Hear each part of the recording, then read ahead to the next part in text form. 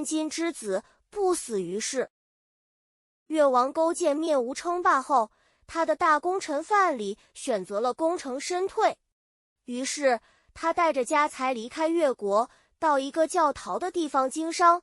凭借着他卓越的经商头脑，很快便累积了巨额财富，人人都称他为陶朱公。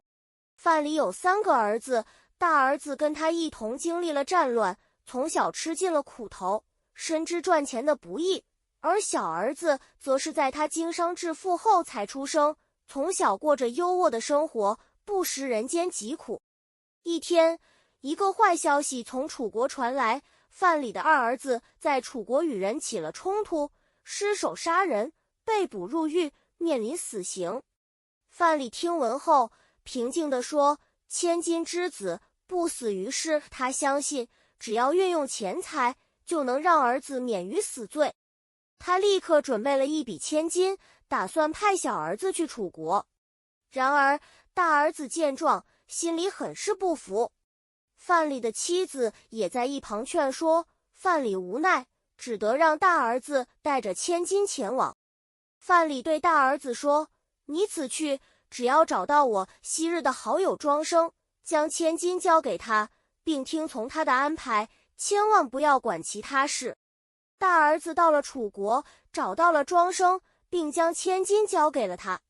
但庄生收下钱后，却什么也没说。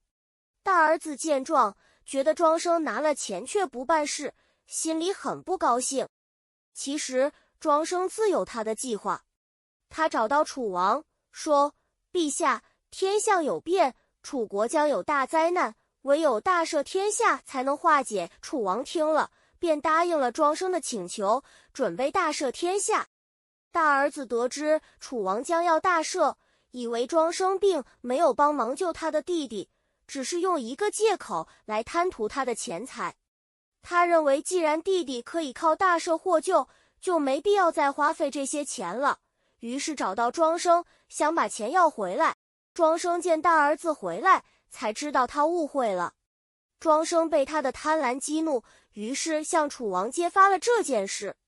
楚王听了，勃然大怒，他立刻下令将范蠡的2儿子处死。